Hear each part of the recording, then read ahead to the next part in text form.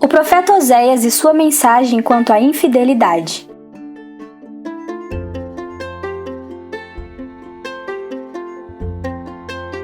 Oséias foi um profeta do Reino Norte.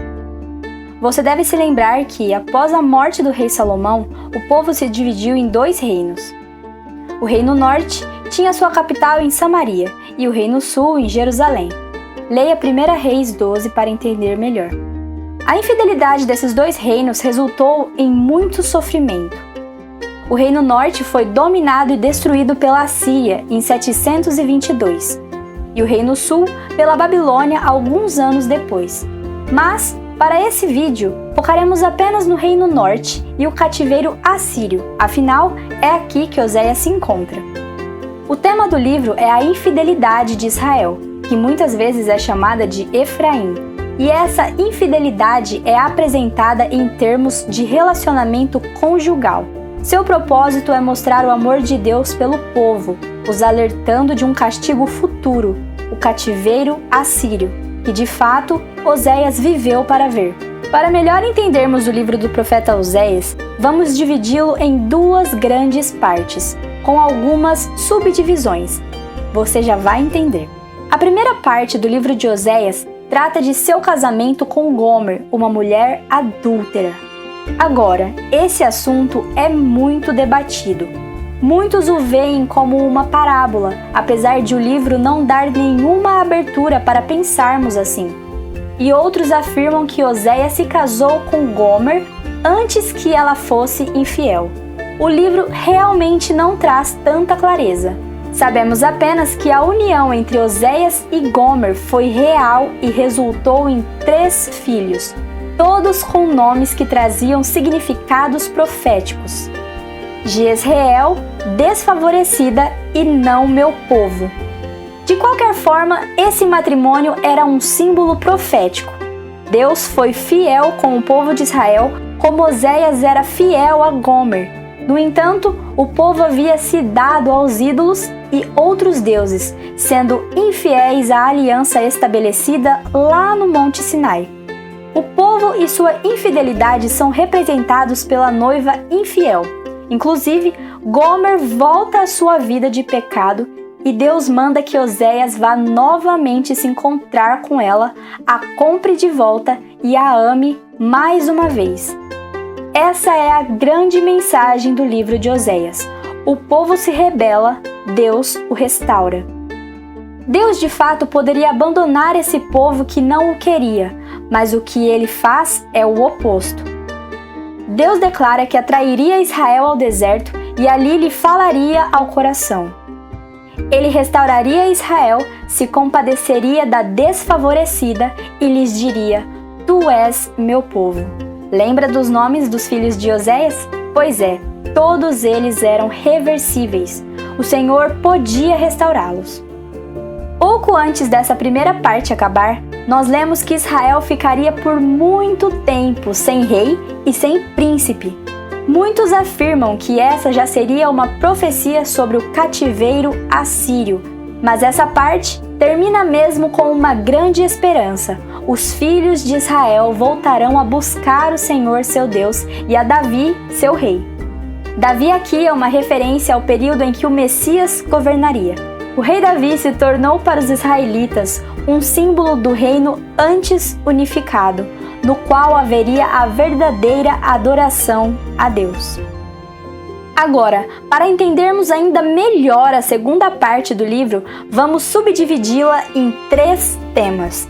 Neste ponto, Oséias passa a desafiar a nação a se voltar a Deus. A primeira subdivisão nos fala sobre o sofrimento de Deus ao ver o pecado de Israel. Aqui Deus começa a falar ao povo que em sua terra não havia verdade, amor, nem conhecimento de Deus e que o povo estava sendo destruído e sofrendo justamente pela falta de conhecimento.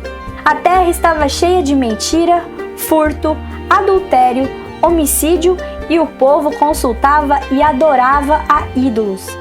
Deus se refere a esses ídolos como pedaços de madeira. Aqui também há uma grande repreensão aos sacerdotes e líderes, pois eles sim eram os responsáveis por cuidar da fé do povo e os guiarem debaixo da aliança. No entanto, eles não cumpriram com suas responsabilidades e, bem, o povo estava perdido. Chegamos à segunda subdivisão, e tudo aqui gira em torno do julgamento severo que Deus precisaria impor sobre Israel. O primeiro versículo já é alarmante. Emboca a trombeta, ele vem como a águia contra a casa do Senhor. A águia aqui é uma referência a Salmaneser V, o rei da Assíria que sitiaria Samaria em 722. E tudo isso aconteceria porque o povo transgrediu a aliança e se rebelou contra a lei. Reis que foram estabelecidos pelo povo, mas não da parte de Deus, que introduziram o pecado e fizeram com que o povo se afastasse do caminho.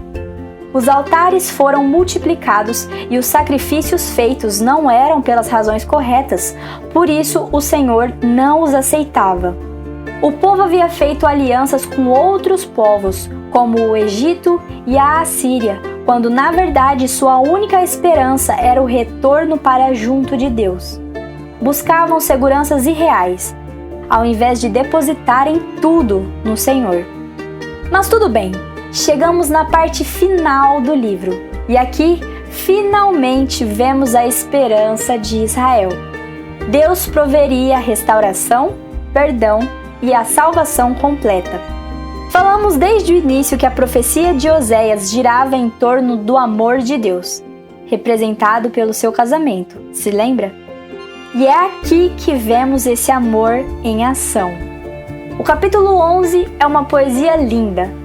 Deus começa falando de seu grande amor, de como tirou seu povo do Egito, mas que, em troca desse amor, o povo se afastava cada dia mais da sua presença.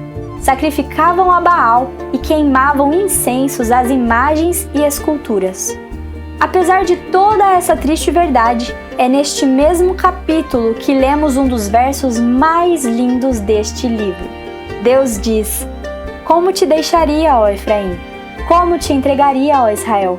Meu coração está comovido dentro de mim." Deus relembra seu povo de que Ele é o Senhor, o Deus deles, desde a terra do Egito, e que não há outro Salvador além dele. O livro de Oséias termina com esperança. Há o convite para que o povo se volte para o Senhor, pois ele os curaria da sua infidelidade. Israel é comparada ao cedro do Líbano, com raízes e ramos que serviriam de sombra. Ela floresceria como a vide. O versículo final de Oséias resume bem toda a mensagem do livro. Quem é sábio, que entenda estas coisas. Quem é prudente, que as saiba, porque os caminhos do Senhor são retos, e os justos andarão neles, mas os transgressores neles cairão. A mensagem do livro de Oséias nos mostra o caráter do Senhor e também nossa inclinação para nos afastar dos seus caminhos. Mas, além disso, o profeta nos mostra uma coisa muito importante. Deus ama seu povo e não desiste dele. Seu propósito é trazê-lo de volta e o perdoar, mas, para isso, nossa parte deve ser cumprida.